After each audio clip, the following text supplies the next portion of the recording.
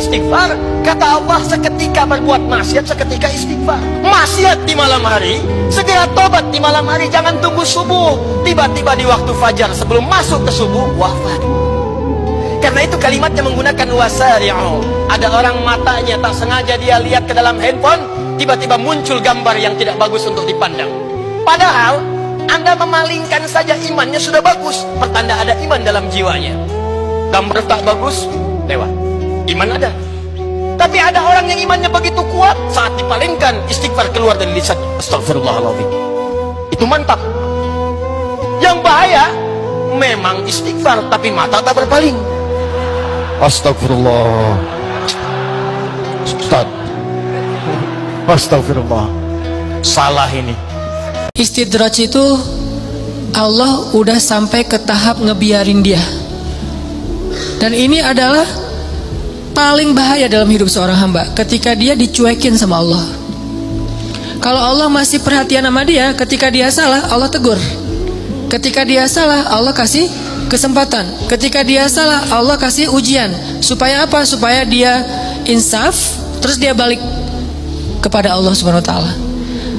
Kalau orang masih dikasih ujian, masih dikasih musibah, masih ditegur sama Allah dengan niat supaya dia balik, sebetulnya Allah masih perhatian sama dia. Justru ketika ada orang yang bikin dosa terus Allah biarin aja, nggak ada masalah setelah dia bikin dosa dan seterusnya, kayaknya hidupnya tuh lempeng, nyaman. Sebetulnya Allah lagi nyuekin dia, dan dicuekin Allah itulah seburuk-buruk kondisi seorang hamba.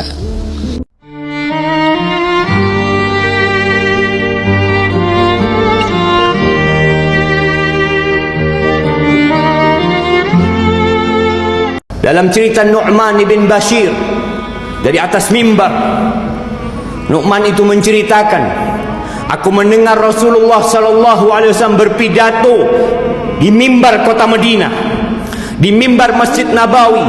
Beliau mengatakan dengan suara yang lantang, andartukumun nar, andartukumun nar, andartukumun nar. Aku peringatkan kepada kalian, selamatkan diri kalian dari api neraka. Selamatkan diri kalian dari api neraka. Aku peringatkan kalian, ada neraka yang menanti kita. Enggak saya berteman dengan teman laki-laki, tapi tidak ada hubungan apa-apa, tidak ada pertemanan dengan laki-laki. Baik sudah menikah, apalagi belum menikah. Luar biasa, zaman sekarang ini orang cuma ikut hindari. La tattabi'u khutuwatis syaitan. Jangan ikut langkah-langkah setan. Setan tidak pernah mengajak, ayo berzina. Nah, apa kata setan? Cari nomornya. Apa kata setan? Buat janjian. Apa kata setan? Ajak makan siang. Apa kata setan? Curhat agak sekali dua kali. Hati-hati jebakan setan. Cara merugikan atau menguntungkan? Kata siapa merugikan? Menguntungkan bagi pihak pria dalam sisi nafsu. Coba bayangin, kalau teteh ditembak dengan puisi yang indah, pasti diterima. Sayang, aku tuh udah lama merhatiin kamu. Aku tuh tiap malam ngimpiin kamu. Mau makan inget kamu, mau tidur inget kamu. Sayang, maukah kamu menjadi pacarku? Duh, itu cewek kalau ditembak itu, oh, tweet. Gimana ya, aku bingung. Akhirnya bilang, aku juga mau jadi pacar kamu. Tapi kalau kalimatnya gini berubah gimana? Yang sebenarnya nembak tuh gitu bahasanya. Ini cuma disembunyikan sama laki-laki ini. Bahasanya gimana? Wahai sayang, mau nggak kamu aku ciumin? Mau nggak kamu aku pegangin? Mau nggak kamu aku jamah? Mau nggak kamu aku setubuhin? Mau nggak kamu aku hamilin lalu aku tinggalin? Kira-kira jawaban kita apa? Nggak mau. Tapi kata-kata itu diganti dengan kata-kata yang indah. Bahkan kemudian dipublis di film-film, di TV-TV, di film Korea, di lagu-lagu. Sampai akhirnya kita pengen banget, termotivasi banget pengen pacaran. Kayaknya kalau pacaran tuh kayak yang sesuatu yang ngangenin, pengen nih punya seseorang yang dirindukan. Punya seseorang yang senantiasa nyuapin kita tiap pagi misalkan. Ustaz, aku tuh seneng banget sampai ada seorang wanita komplain kan sama pasangannya. Sayang, lihat, galon aja dianterin, terus dijemput dipulangin lagi. Terus katanya pacarnya, iya kau mau jadi galon? Aku jemput, aku anter, aku isi, nanti aku pulangin, mau gitu.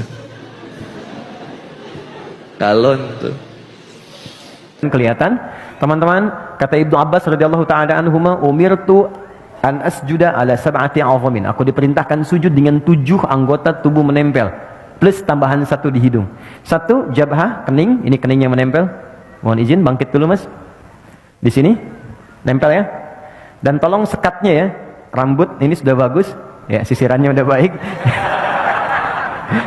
Jadi nggak pakai peci pun nggak apa-apa. Ingat, peci ini bukan rukun sholat dan bukan syarat sholat. Ya, peci ini adalah penutup ketika rambut terlampau menutupi bagian kening sehingga menghambat kita sujud. Jadi kalau memang sudah nggak ada rambutnya, nggak apa-apa, nggak usah pakai peci pun, nggak ada masalah. Ya, atau kalau mau pakai peci pun nggak ada masalah, silakan. Ya, jadi dan yang paling penting itu nggak ada penghalang yang langsung menghalangi rasa sujud. Kecuali hal yang ringan. Kalau ringan itu seperti mukena untuk perempuan, ya. Atau misalnya kain tertentu seperti sejadah, boleh. Dan ini mohon izin, jangan sampai berdoa dulu sebelum yang 7 ini sempurna. Jadi begitu kening sudah menempel, yang kedua telapak tangan, 2 telapak tangan, jadi hitung 3, 1, 2. Kemudian selanjutnya 2 lutut, 3 tambah 2, 5, lutut 2. Selanjutnya jemari di 2 telapak kaki, tambah 2, 7. Nah, untuk jemari khusus spesial, mohon izin menghadap ke arah sini sujudnya. Makasih, jazakallah khair. Fokus baik-baik, lihat teman-teman, saya ingatkan lagi, sangat bagus, sangat bagus. Kakinya nutup, bukan terbuka begini. Oke, tutup seperti ini. Kemudian jemarinya dilipat begini. Ya, ini nanti manfaatnya banyak. Lalu ini dibuka sedikit, tidak nutup ke dalam begini. Nabi pernah mengingatkan dengan keras, jangan kau bersujud, awas hati-hati, ya, dengan ini menutup. Jadi hati-hati kata Nabi, apa engkau mau bunuh diri? Ya, karena ketika anda seperti ini, diafragmanya tertutup, napas menjadi sesak. Ini paling berbahaya, makanya dibuka. Ini saya tekankan karena ada sebagian mengatakan kalau perempuan itu ada yang mengatakan ditutup begini, itu tidak. Sama laki-laki dengan perempuan, sama saja. Kecuali dalam takbir di awal, perempuan tuh boleh rapat begini. Itu di Syafi'iyah. Karena dulu nggak ada hijab seperti sekarang. Ya, jadi terbuka pendek, makanya saat bertakbir begini akan kebuka. Karena itu ditutup begini.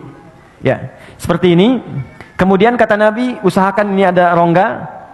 Ya, kalau dalam bahasa Arab di hadisnya anak kambing kalau lewat dia bisa lewat. Tapi anak kambing itu ukuran bagi orang Arab kecil. Bagi kita mungkin anak kucing gitu kan, atau kucing. Jadi kalau sekarang anda sudah diminta anak kambing lewat ukuran kita, orang sekarang mungkin nggak akan pernah lewat.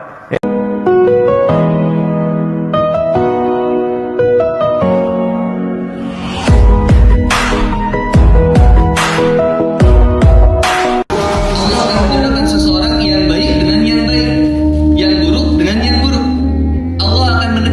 Dengan sesuatu yang baik dengan yang baik lagi.